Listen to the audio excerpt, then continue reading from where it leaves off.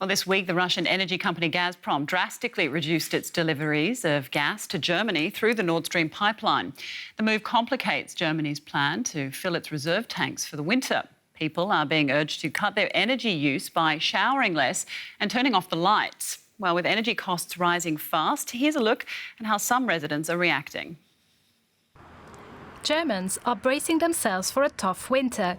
They're being asked to save up to 20% of their usual energy consumption. We're in a serious situation. It's time everyone understands. We need to stop thinking, oh, well, it's summer now, it won't be that bad. We have to bring gas consumption down.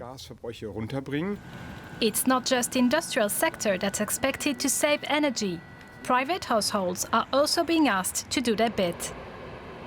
90% of the households in Germany have the potential to save energy, and most people don't know about it. The potential is there, and many Germans have already come up with a plan. I turn on the light as little as possible, and I don't use hot water to wash my hands anymore. I think we'll just try to warm up together and then we'll have it. I only heat the bathroom and the living room, and not at full blast.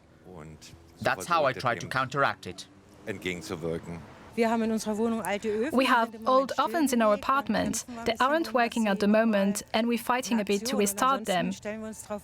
And otherwise, we're ready to do a lot of exercise that will warm us up, maybe eat warm soup as well. So we've been thinking about it.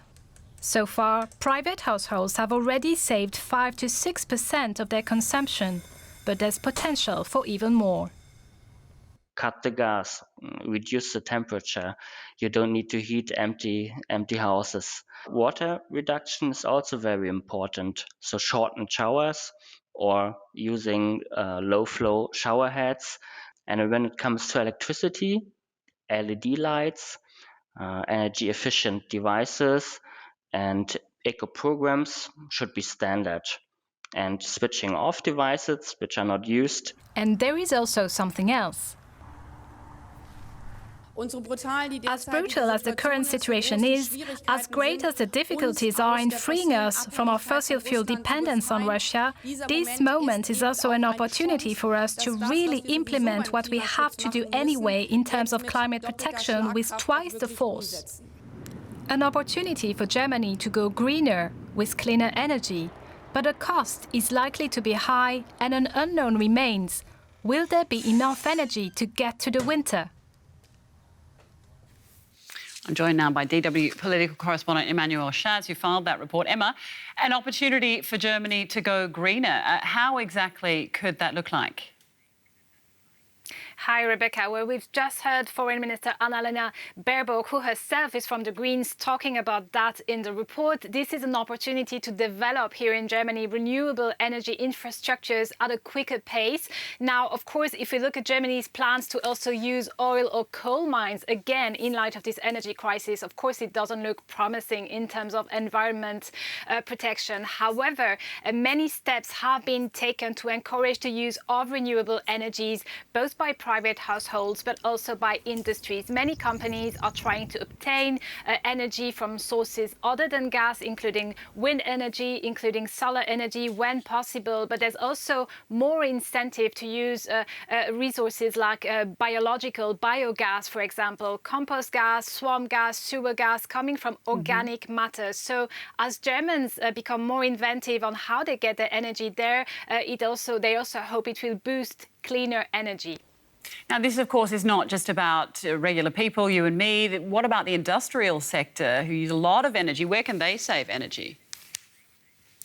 Well, indeed, industries in Germany obviously play a big role in that saving plan. In fact, it accounts for 37% of the gas consumption. That's compared to 31% for private households. So there's definitely a shared task there with 1/4 of the industry's consumption, which is down to just the chemical industry alone. And they don't only use gas as an energy supplier, but also as a raw material, as a component in their industry.